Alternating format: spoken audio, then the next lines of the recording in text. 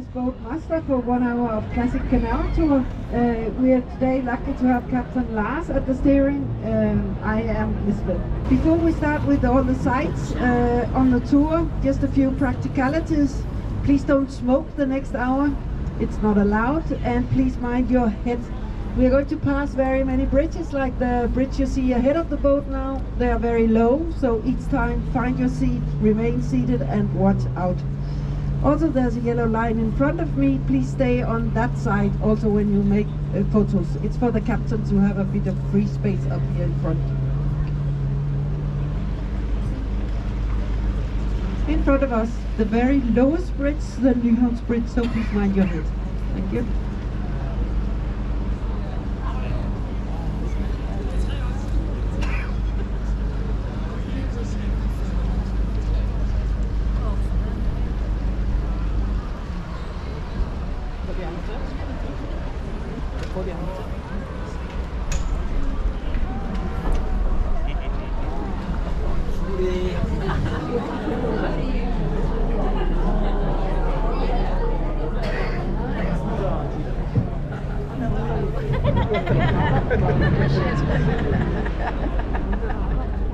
Very well done. All heads are safe now after the first bridge. Nyhavn actually means new harbor, but it's not at all new. Nyhavn was dug out by hand around 350 years back.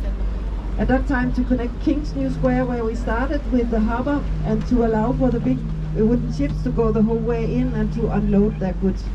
Nyhavn used to be a very important trading point, both internationally and nationally.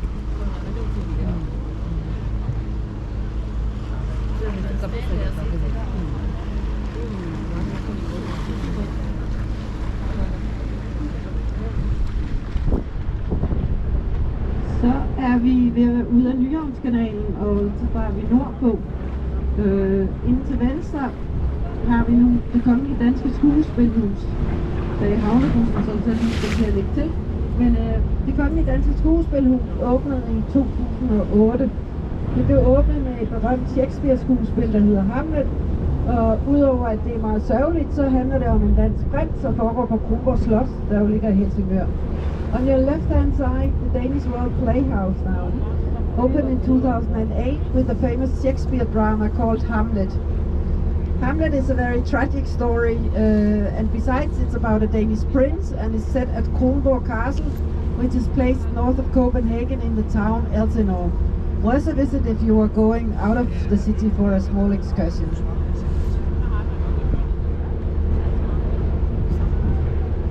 Og meget andet godt. On your right hand side, we are sailing along an area of Copenhagen called Holmen. Holmen is made of 5 artificial islands. First one made back in 1685. At that time to get the big wooden ships out of the inner part of the town because of the fire risk. Holmen used to be the headquarter of the Danish fleet for almost 300 years. Nowadays it's the headquarter of artistic education in Denmark. Frem til højre kommer vi så til Københavns Operahus. Det blev åbnet i 2005 som en gave fra A.P. Møller Mærsk-fonden. Det er tegnet af Henning Larsen, arkitekt, og har 14 etager, 5 af dem under vand. Når vi sejler forbi, vil I kunne se, der er 3 meget smukke lysinstallationer, lysekroner helt fremme. De er lavet af Olaf Røhl Iversen, dansk anlæg, der hvert år forsyner københavnerne med strøm og varme, lavet ud af affald. Udover det, så er det også meget specielt. Man kan stå på ski derude fra top til bund på venstre side. Man kan drikke kaffe på toppen, og man kan klatre på Europas højeste klatrevæg. Alt sammen designet af Bjarke Engelsen, en dansk arkitekt. In the horizon now, a big chimney on a funny-shaped building. That's Amager Bakke Copenhagen. Modern waste-to-energy plant transforming waste into power to the Copenhagener. And a very special plant. You can go skiing on the left-hand side throughout the year. You can enjoy coffee on the top. You can climb on Europe's highest climbing wall out there. Everything designed by Bjarke Engels, Danish architect.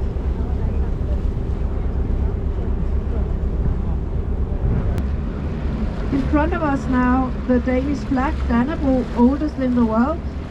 Behind Battery Sixtus, the yellowish building, fortification built back in 1750. Still in use, you see on the grass their cannons. One of these are fired every day by sunrise and sunset. That's to tell all ships in the harbor that they have to hoist or lower their flags. Copenhagen. In front of the boat, little to the right, you have a very famous little lady. It's the Little Mermaid. She has been here since 1913. At that time she was a gift from the Carlsberg breweries. The owner, Carl Jacobsen, had fallen in love with the Little Mermaid, or maybe rather the actress dancing the Little Mermaid in the Royal Theatre. And after the ballet he had a sculpture made which he donated to Copenhagen. If you feel like having a look at her from the other side, like all these people, you can make a beautiful walk along the harbour, or you can also use the hopper and hopper buses from King's New Square where we started this tour.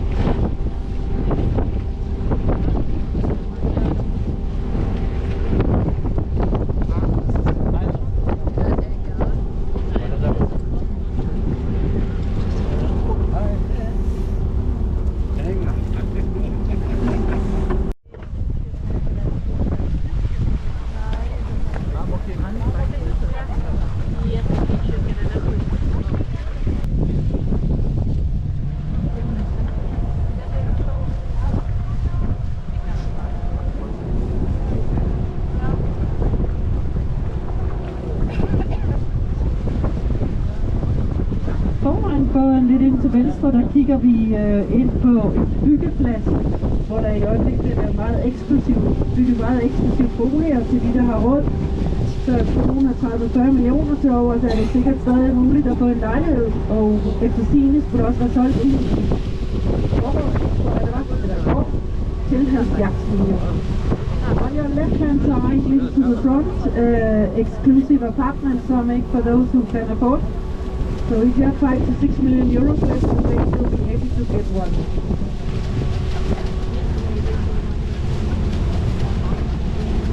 Bag Toblerone-byggeriet, som vi også nogle gange kalder det, sejler vi lige til venstre og sejler mod en del af København, som hedder Christianshavn.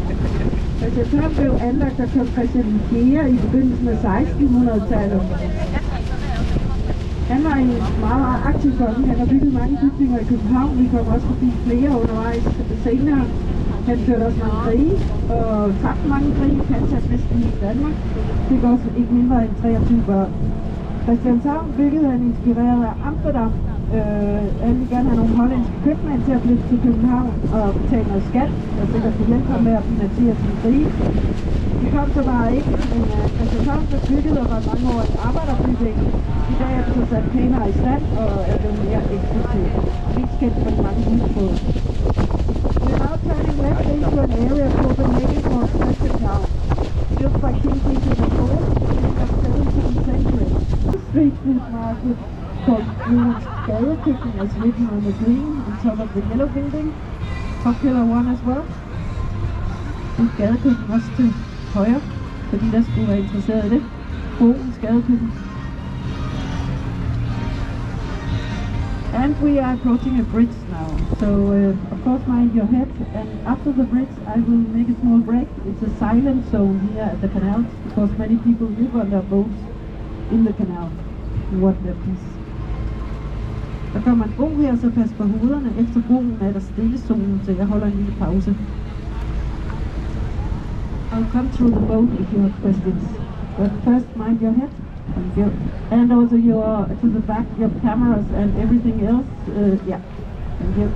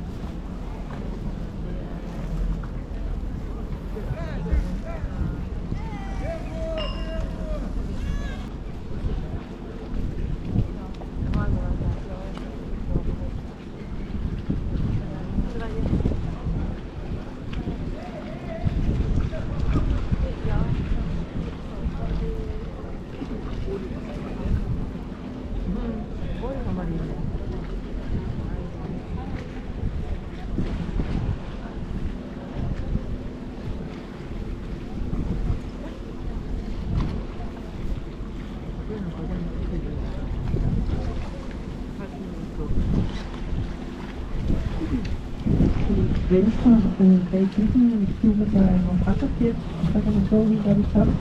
Lige efter broen, så må man fremme der, så man har en fin kig op på hele kirken. Behind the building to your left, you have the Savior's Church. The church will be fully visible after the bridge coming up, then you can see the whole church. You can walk the whole way to the top. There's a bridge, so mind your head.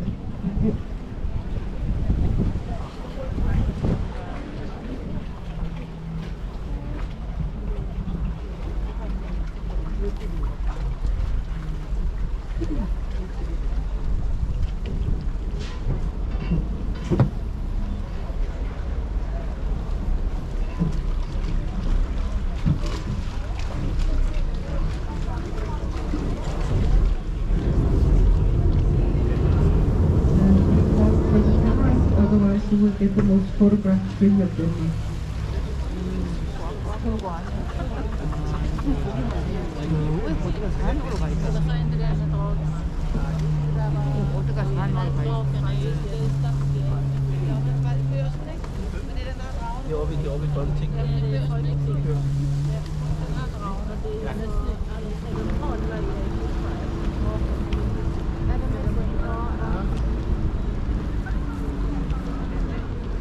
Kommer der en bro mere den laveste her kanalen.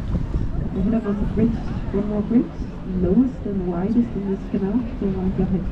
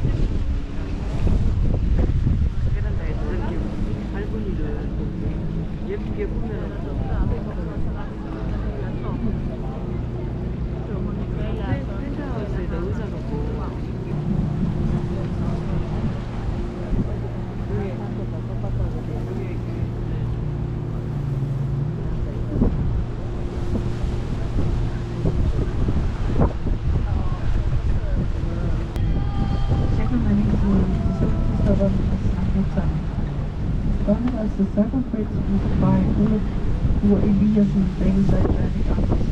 Circles with that station to the right and Copenhagen, inspired by the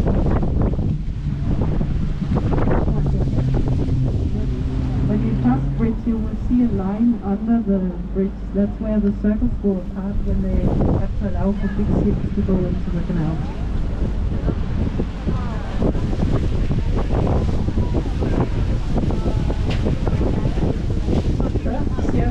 På Den Sorte Diamant, det er den nye afdeling af Det Kongelige Danske Bibliotek, som blev færdig i 1999.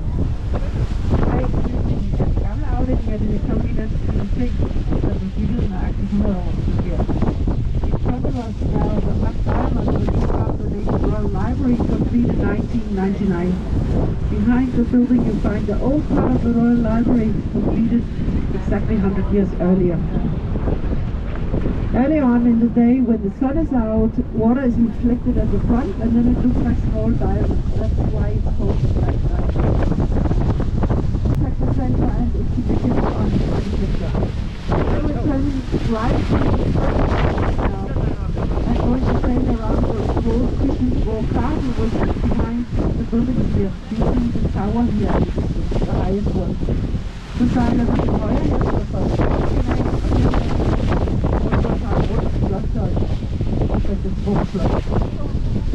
her kommer der mange broer, så alt godt øje. Here of course a lot of bridges, so mind your head. The first one is coming in. Yep.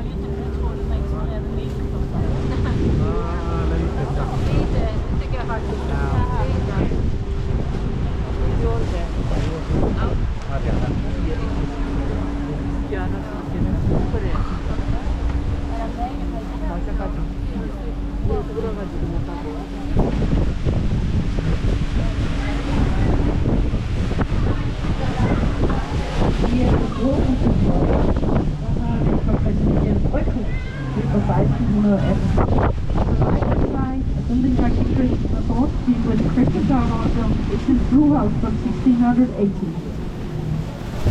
The bridge behind your head.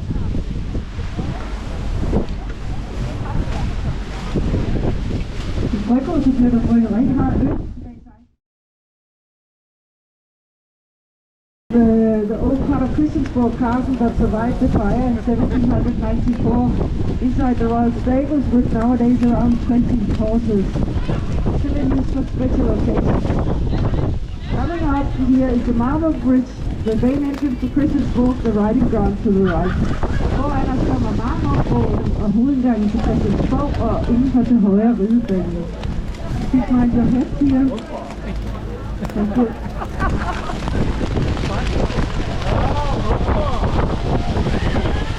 Yes, you should maybe stay under the bridge and you get for the next bridge. On your left hand side, Danish National Museum with a round history inside. Det Nationalmuseet på venstre side. Og så nærmer vi os stormbroen, den smalleste bro på hele turen, så pas også godt på, at I har arme og ben som bro på bådet, og rør ikke ved metallet ved siderne.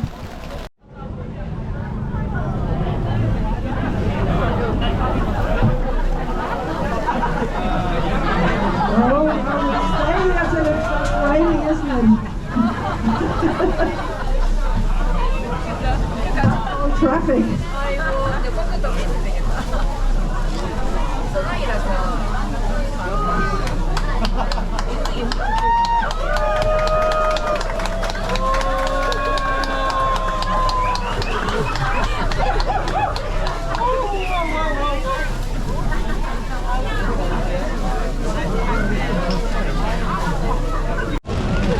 Great.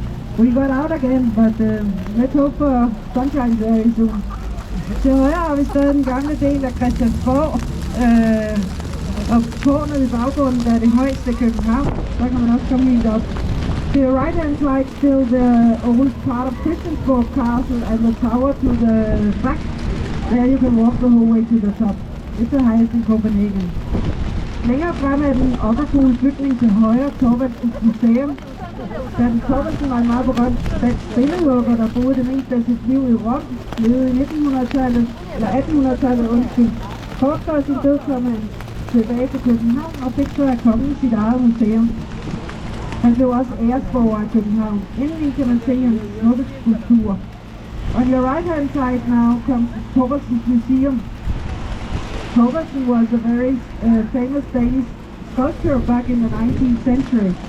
Lived most of his life in Rome, but returned shortly before his death and got his own museum from the king. Inside you can have a look at his beautiful sculptures and also visit or say hello to himself. He's buried himself at the courtyard. Under the church, the statue of Bishop Absalon on horse. He's known for having built the very first castle under Christiansborg Castle back in 1167.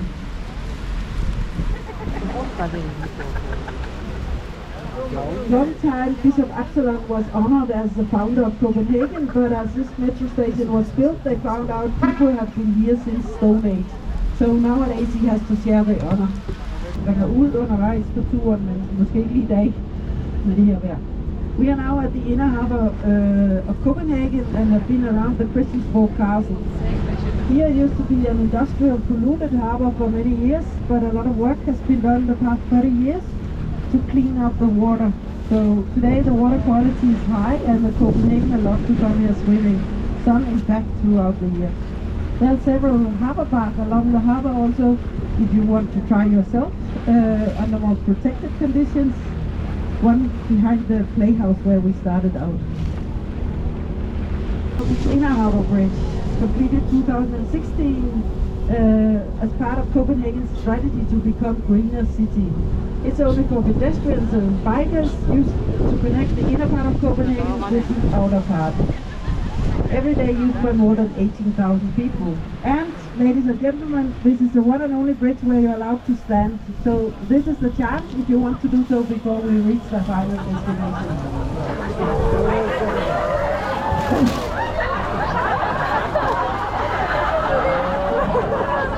And a place to become more.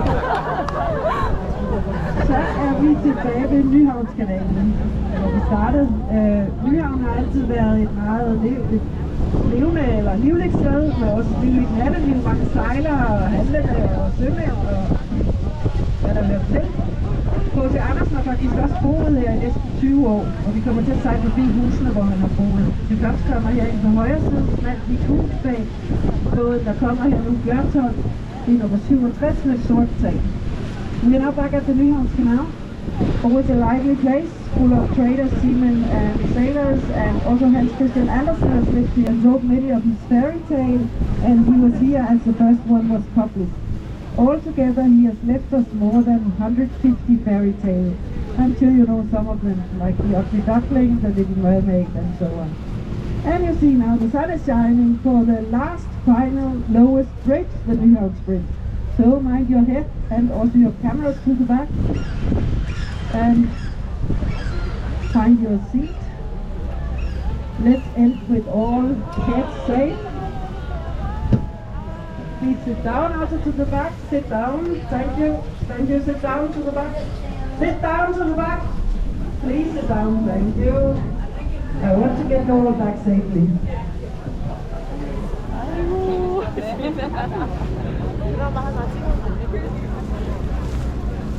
Yes, and all heads are safe. I am very happy about that. Also for you. And to the left you have a red house and a yellow house, number 18 and 20. Hans Christian Andersen lived here till shortly before he died. Then he moved out of Copenhagen and passed away. And if you continue to look to your left-hand side, you will be lucky to see a very unusual house here in Nyhavn. It's coming up after number 6 to the left. The narrowest house, squeezed in between two buildings, only with a door and 2.5 windows on top.